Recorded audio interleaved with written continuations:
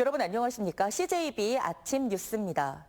경찰에 걸려오는 허위 신고로 인해 위급 현장에서 골든타임을 놓치고 공권력이 낭비되는 사례가 끊이질 않고 있는데요. 이달부터는 장난 전화를 걸었다가 최대 500만 원의 과태료를 낼 수 있습니다. 과태료 처분을 할 수 있는 법적 근거가 마련됐기 때문입니다. 박원 기자입니다. 지난달 충북경찰청 112 치안종합상황실에 걸려온 신고 전화입니다. 위치 따르고 빨리 오세요. 강간당 오세요. 예? 강간당하고 있다니까요.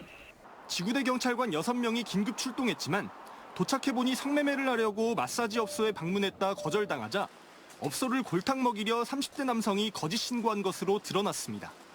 석 달 전에는 노래방에서 맥주를 판매한다는 신고가 들어왔습니다. 맥주를 막 갖다 주고 일하는데 단속 좀 잘 좀 해주십시오. 경찰관 4명이 현장에 갔는데 주류 판매 흔적은 없었습니다. 이처럼 경찰에 걸려오는 허위 신고는 지난 2021년 91건이었지만 지난해에는 130건, 올 상반기에는 벌써 70건이 넘었습니다. 이번 달부터는 처벌이 강화됩니다. 112 기본법이 제정돼 최대 500만 원의 과태료까지 부과됩니다. 허위나 장난 전화를 근절하겠다는 취지입니다. 허위 신고에 대해서 좀 더 경찰이 적극적으로 대응할 수 있고 올바른 112 신고 문화가 정착될 수 있는데 많은 도움이 될 거라고 생각됩니다. 지난 5일 제천에서 만취한 60대 남성이 자신이 음주운전을 했다며 밤사이 4번이나 거짓 신고를 하는 일이 있었습니다. 충북경찰은 법 제정 이후 최초 허위 신고 사례로 판단하고 과태료를 부과하기 위한 절차를 밟기로 했습니다. CJB 박원입니다. 최근 닷새간 내린 장맛비로 인한 충북의 농경지 피해 규모가 149헥타르에 이르는 것으로 나타났습니다. 국가재난관리정보 시스템에 따르면 어제 오전 9시까지 집계한 도내 지역별 피해 규모는 영동 81헥타르로 가장 컸고 옥천 55헥타르, 청주 8헥타르 등의 순으로 조사됐습니다. 충청북도는 현재 도로 등 공공시설 복구율은 86%, 농경지 등 사유시설 복구율은 62%를 기록하고 있다고 밝혔습니다. 화려한 말보다 담담하게 이야기할 때 오히려 더 진심이 느껴지고는 합니다. 한국 단색화의 거장인 윤형근 화백의 작품을 보고 있으면 바로 이런 느낌일 겁니다. 청주시립미술관에서 윤형근 화백의 다양한 작품과 삶을 느낄 수 있는 기획전이 열리고 있습니다. 이민아 기자가 보도합니다. 캔버스를 채운 색은 단 2가지. 하늘을 뜻하는 청색과 땅을 뜻하는 갈색을 섞어 그린 윤형근 화백의 청다색 시리즈입니다. 굵은 붓으로 푹 찍어내려 그은 듯한 두세 개의 기둥은 여백과 대조를 이루며 단순하지만 강렬한 느낌을 자아냅니다. 윤형근 선생님은 청주 출신이시고요.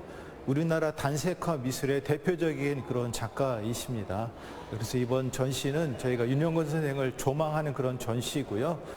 청주시립미술관의 윤형근 담담하게 기획전은 고향에서 열리는 첫 전시로 그의 생애와 예술 세계를 한눈에 볼 수 있습니다.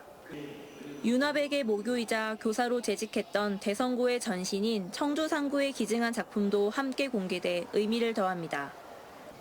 그의 생애를 따라가며 감상하면 작품 세계에 대한 변화와 감동을 함께 느낄 수 있습니다. 1928년 태어난 윤화백은 일제강점기와 한국전쟁, 민주화 등 역사적으로 참혹했던 시기 몸소 체감한 시대의 아픔을 그의 작품 세계에 녹여냈습니다. 특히 1980년 광주 민주화운동 직후 선보인 작품에 나타난 변화가 눈길을 끕니다. 자기의 어떤 평면적인 느낌이 세워져 있는데 이건 쓰러지는 어떤 모습들이 좀 담겨 있습니다. 그리고 또 거기에 그 작업 안에서 흐르는 어떤 그런 느낌들이 그 광주 광장에 쓰러지는 어떤 그런 시민들의 모습들을 단순함과 절제미를 통한 단색화로 아름다움을 표현했던 윤형근 화백. 윤화백의 초기작부터 말년까지의 대표작과 미공개 작품 등 20여 점을 선보이는 청주시립미술관 기획전 윤형근 담담하게는 9월 29일까지 계속됩니다. CJB 이민아입니다.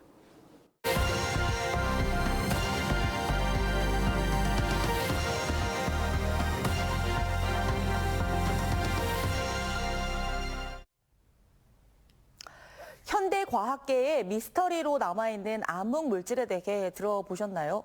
우주의 수수께끼를 풀 열쇠이자 실체가 불분명한 미지의 영역인데 강원도 정선의 1000m 지하 광산에서 바로 이 암흑 물질에 대한 연구가 이루어지고 있습니다. G1 방송 윤수진 기자입니다. 지상에 존재하는 미세한 우주 방사선 하나까지 피하기 위해 1000m 지하에 연구실을 차렸습니다. 과학기술정보통신부 산하의 기초과학연구원이 지난 2022년 정선의 철광산에 조성한 예미랩.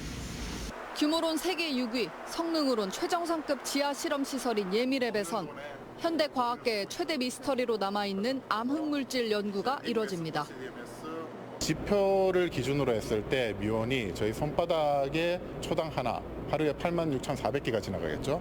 그게 저희 예미랩 지하 1000m로 내려오면 하루에 2개가 지나갑니다. 이론적으로 우주의 96%를 이루고 있는 암흑 에너지와 암흑 물질은 그 존재만 일부 확인됐을 뿐 완전한 미지의 영역입니다. 과학자들은 암흑 물질의 실체를 밝히는 게 우주의 근본 구조를 이해하는 열쇠가 될 걸로 보고 있습니다. 예미랩은 한국과 미국, 영국 등의 연구진이 참여하는 국제 공동 암흑 물질 직접 탐색 실험의 허브 역할을 하게 됩니다.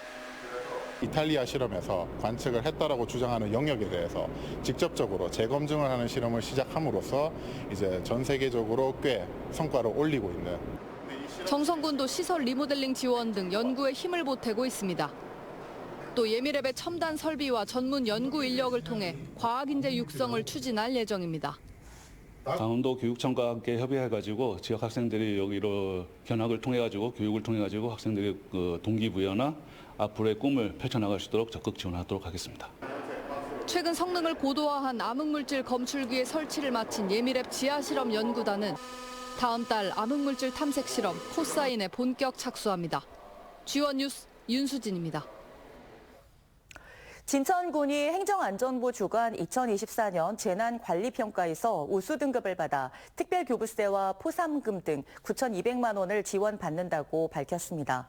행안부는 338개 재난관리 책임기관을 대상으로 예방과 대비 등 6개 분야 업무 실적을 평가했으며 진천군은 대비 실태 점검과 복구사업 관리 역량 등에서 높은 점수를 받은 것으로 알려졌습니다. 지난해 평가에서는 진천군은 보통 등급을 받았습니다. 음성군이 청년 창업 공유 오피스 입주자를 모집한다고 밝혔습니다. 공유 오피스는 음성읍 주거복지 오픈 플랫폼 업무 시설에 조성됐으며 33제곱미터의 사무 공간과 공용 공간으로 구성했습니다. 모집 기간은 다음 달 12일까지이며 임대료는 20만 원 미만으로 확정할 방침입니다. 청주시가 오는 9월 열리는 직지문화축제의 컨텐츠 발굴을 위한 시민 공모를 진행한다고 밝혔습니다. 공모는 체험과 공연 등 2가지 분야로 나누어 만들기, 그리기 등 체험 컨텐츠 10개와 노래, 댄스 등 공연 컨텐츠 10개 컨텐츠를 모집할 계획입니다.